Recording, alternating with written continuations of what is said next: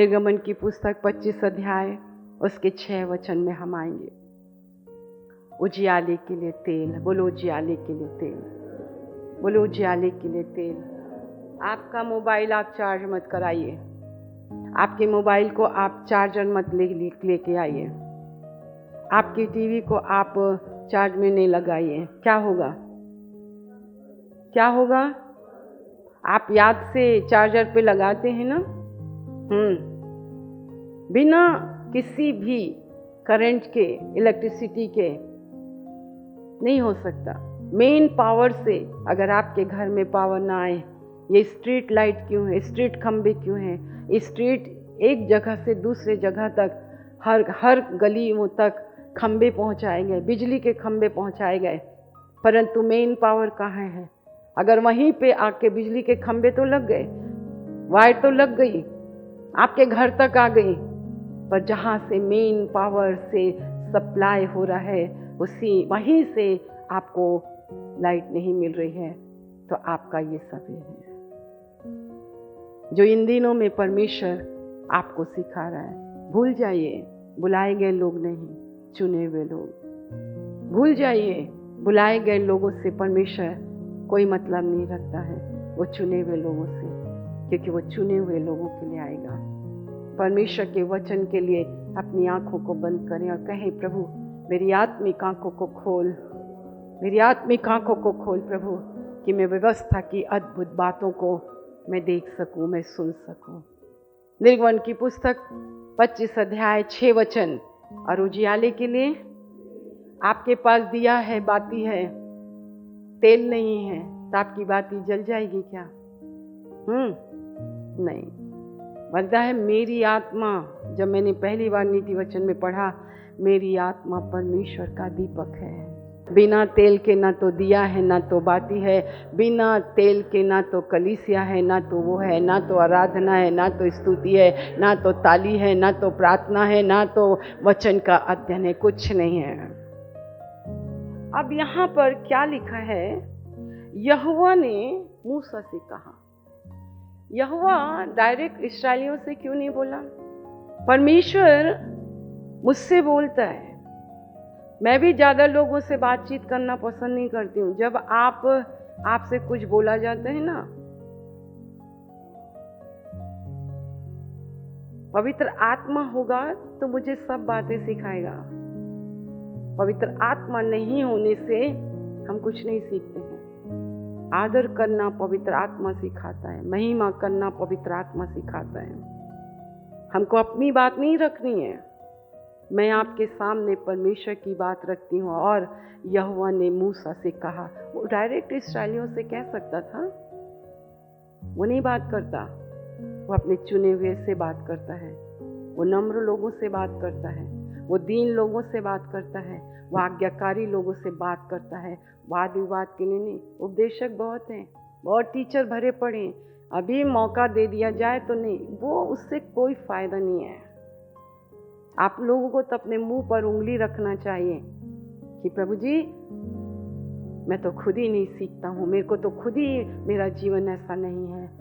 आप मुझे बताओ, यीशु मसीह के जीवन के सेवकाई काल में यीशु मसीह कहाँ गए, कहाँ प्रचार किया, कौन से नगर में, कौन से गांव में, कहाँ गए?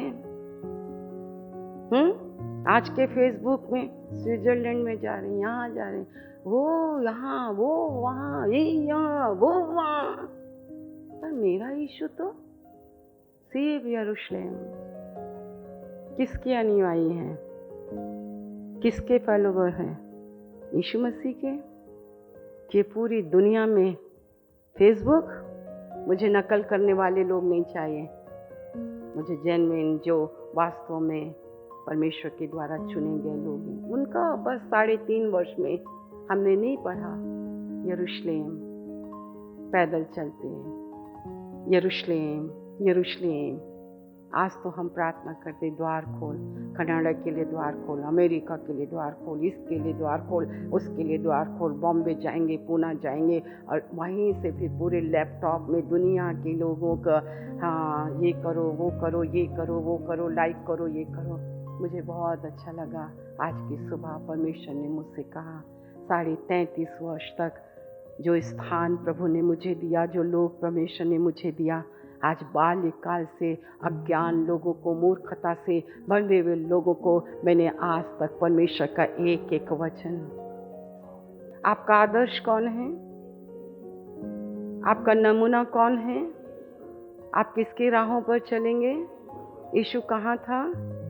जहाँ पिता ने उसे रखा था, उसे यरूशलेम में ही रखा था। उसके लिए 3.5 वर्ष। आपके अंदर की इच्छा क्या है? मेरे अंदर की केवल एक इच्छा है, उसने मुझे चुना है अपनी आत्मा के द्वारा पवित्र करने के लिए। उसने मुझे चुना है, उसने मुझे आज्ञाकारी होने के लिए चुना है। उसने मुझे चुना है कि मैं भले काम करूं।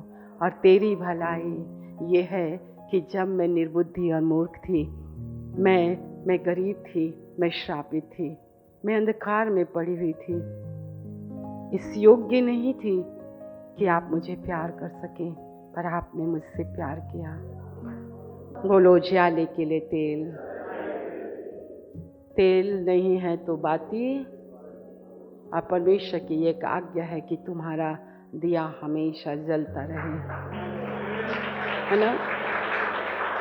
तेल, बिना तेल के कुछ नहीं हो सकता। आप नहीं, इसलिए उजाले के लिए तेल। ये अंतिम समय है। बाइबल कहती है ये दुनिया पूरी अंधकार में डूब जाएगी। मैं एक पल में सोचने लगी, प्रभु अगर ये दुनिया अंधकार में डूब जाएगी तो क्या होगा? कैसे होगा? कैसे होगा? आपको पता है पृथ्वी के नीचे ऐसे ही छोटे छोटे चीज़ों में जो वो टूट रहा है, सब कुछ होते जा रहा है। आपको पता है एक समय ऐसा होगा, क्योंकि बाइबल कहती है कि पूरी दुनिया अंधकार में डूब जाएगी, सूर्य अंधेरा हो जाएगा। हम आपको डरा नहीं रहे हैं, बाइबल डराने के लिए नहीं कह रही है। मुझे तो नए आसमान में जाना है, मुझे तो नए यरूशलेम में जाना है। हाँ, मुझे इस अधर्म भरी दुनिया में रह के क्या करना है? उसने कहा सबको ख़त्म कर दूंगा, नया बनाऊंगा और उसमें मेरे लोग होंगे। मन फिराना इसलिए है, मूर्खता नहीं करना है, समझदार बनना है, बुद्धिमान बनना है। समझ रहे हो ना? हाँ, मुझे एक बात बताओ, अल्प विश्वासियों के साथ, कम विश्वासियों के साथ, जिनका भरोसा परमेश्वर पर नहीं है, जो सिर्फ बातें और बातें और बातें, एक थोड़ा सा बुखार सुबह नहीं उतरा तो उनके जीवन में भूकंप आ जाता है, पूरी दुनिया उनकी खत्म हो जाती है। अरे बुखार आ गया है ना, तुमको आया है क्या? बुखार तुमको आया है? हाँ तुमको आया। यीशु मसीह को तो कभी बुखार चढ़ता ही नहीं है। पर हमारे पास एक शरीर है, ये शरीर निर्बल है। मौसम का प्रभाव, इसका प्रभाव, उसका प्रभाव, सब बातों का प्रभाव हमारी जिंदगी में होता है। पर अंदर जो विराजमान है, और उस बीमारी में यहोवा राफा कहता है जो मेरी दृष्टि में सही है ना वही तुम करोगे, तो एक बीमारी नहीं दूंगा। तो ये किसके लिए है? जब तुम परमेश्वर की दृष्टि में जो सही है वही करो, एक दूसरे की दृष्टि में नहीं, अपनी दृष्टि में नहीं। मैंने ये पढ़ा, मैंने ये सीखा, जो प्रभु की दृष्टि में सही है मैं वही करूंगी, तब मेरा यहोवा राफा बनेगा वो। तब मुझे मिस्र की एक भी बीमारी मुझ पे लगेगी नहीं। अगर मेरे वचन, परमेश्वर के वचन की आज्ञा पालन करने के कारण, विश्वास के कारण अगर नाना प्रकार की परीक्षा मेरे जीवन में आ भी रही है तो मुझे परवाह नहीं है, क्योंकि जिसने हर प्रकार की परीक्षाओं पर जय पाई, निर्बलता पर जय पाई, वो मेरे अंदर है। वो मुझे सहने से बाहर परीक्षा में नहीं डालेगा, वो मेरी परीक्षा में मेरे साथ रहेगा, विपत्ति में मेरे साथ रहेगा, दुख में मेरे साथ रहेगा, अन्यायों के बीच में मेरे साथ रहेगा। मुझे डर नहीं, मुझे भय नहीं, मुझे भय नहीं। ये नाक परमेश्वर की है, ये दिल परमेश्वर का है। मेरे प्रियो, सत्य को तुम जानोगे तो सत्य तुमको आजाद करेगा। और उजियाले के लिए तेल नहीं है इसलिए हमें उजियाला दिखाई नहीं देता, मुझे मेरा यीशु दिखाई नहीं देता। मैं तो इसलिए आपसे कहती हूँ, ये समय 25वां जो वर्ष है ना, बहुत खतरनाक समय है। कितनी कुंवारियां थी और उसमें 5 कैसी थी और 5 कैसी थी? ये किस लिए लिखा गया है? उजियाले के लिए तेल किनके पास? किसके पास तेल था? कितनों के पास तेल है? कितनों के पास तेल नहीं था? 5 कुंवारियों के पास तेल नहीं था। उजियाले के लिए तेल नहीं था। तेल किस बात को दिखाता है? तेल पवित्र आत्मा को दिखाता है। तेल पवित्र आत्मा को दिखाता है। इफिसियों की पत्री 5वां अध्याय 18 वचन। अब देखो बाइबल क्या कहती है। परमेश्वर ने जो कृपा और दया हम पर की है ना, इस दया को बेकार मत जाने देना। आपको पता है प्रभु आपको तैयार कर रहा है। आपका भविष्य क्या है वो तुरही फूकी जाएगी। इससे पहले यीशु मसीह बादलों पर मुझे लेने आएगा ना, यीशु मसीह। हम जो आप यहाँ पर हो ना, हम इस लायक नहीं थे जिस घर में हम रहते हैं। वो आपकी ख्वाहिश थी। पता है परमेश्वर ने ना आपकी ख्वाहिशों को पूरा किया है। कपड़े से लेकर, लत्ते से लेकर, मकान से लेकर, ज्वेलरी से लेकर, इससे लेकर, उससे लेकर, सब बातों में, ताकि ना आप उसको जान सको। हम तो तरसने वाले लोग थे प्रभु, लालसा में पड़े हुए लोग थे। आज आपने, मैं सच कहती हूँ, मैं सच कहती हूँ, हम इस लायक नहीं थे, हम लायक नहीं थे, पर उसने लायक बनाया। आपको पता है चर्च, ध्यान से सुनिएगा, गरीब इस दुनिया में बहुत तुच्छ जाने जाते हैं। कोई वैल्यू नहीं है उनकी। ये दुख, बहुत दुख है परमेश्वर को, इसलिए वो मेरी गरीबी ले लिया। उसने मेरी गरीबी लिया, उसने मेरी गरीबी लिया, उसने मुझे अपनी अमीरी दिया। प्रभु तूने कहा आकाश के पक्षियों को देखो, ना बोते हैं ना काटते हैं, फिर भी मैं उनके पेट को भरता हूँ। तो मनुष्य का मूल्य तो मेरी दृष्टि में बहुत ज़्यादा है। आपका भविष्य परमेश्वर के हाथ में है।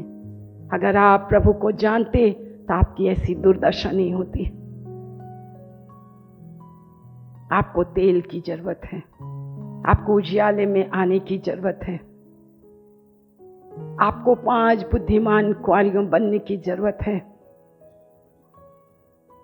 मेरे प्रभु ने कहा कर्ज लेने वाले नहीं बनोगे, तुम कर्ज देने वाले बनोगे। मेरे प्रभु ने कहा उधार लेने वाले नहीं बनोगे, उधार देने वाले बनोगे।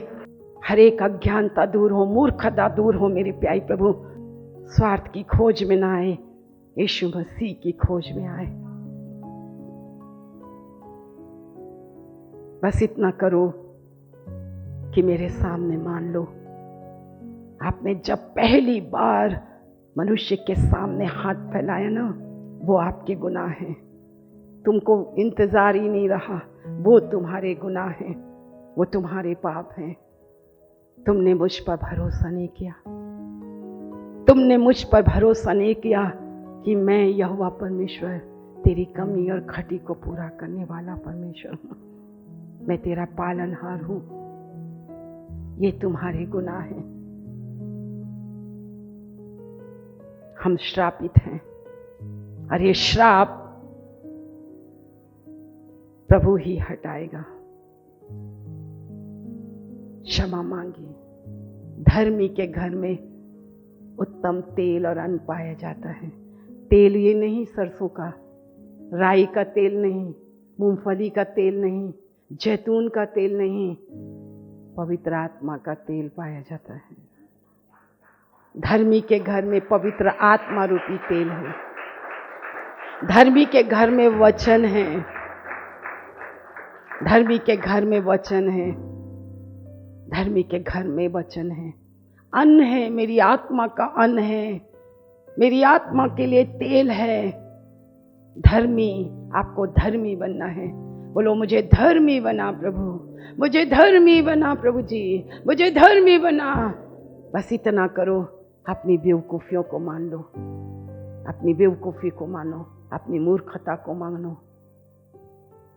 परमेश्वर पर मैं भरोसा रखूं। ओ हालेलुया लॉर्ड, हालेलुया लॉर्ड। इस जल और तेल को छू लीजिए। यीशु के नाम से यीशु का लहू बन जाए, यीशु मसीह नासरी के नाम से यीशु का लहू बन जाए, यीशु के नाम से यीशु का लहू बन जाए।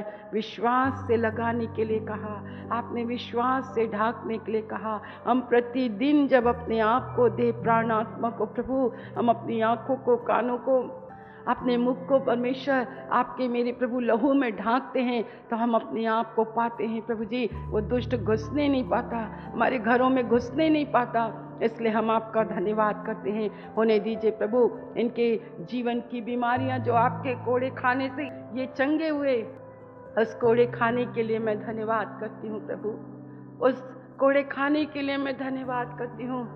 इस संसार की कोई बीमारी कोई ठीक नहीं कर सकता, परंतु मेरे यीशु के कोड़े खाने से, मेरे यीशु के कोड़े खाने से प्रभु मैं चंगी हुई।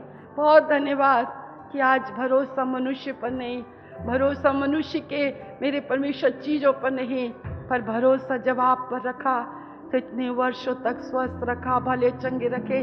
उसके लिए धन्यवाद करते हैं। ऐसे ही लोगों के विश्वास को आप बढ़ाएं। आपने सुना है, धन्यवाद। अब हमारे परमेश्वर पिता का प्रेम, प्रभु यीशु मसीह का अनुग्रह और पवित्र आत्मा की सहभागिता जब तक यीशु बादलों पर न आए, हम सबों के ऊपर होती रहे। और एक साथ कहें आमीन।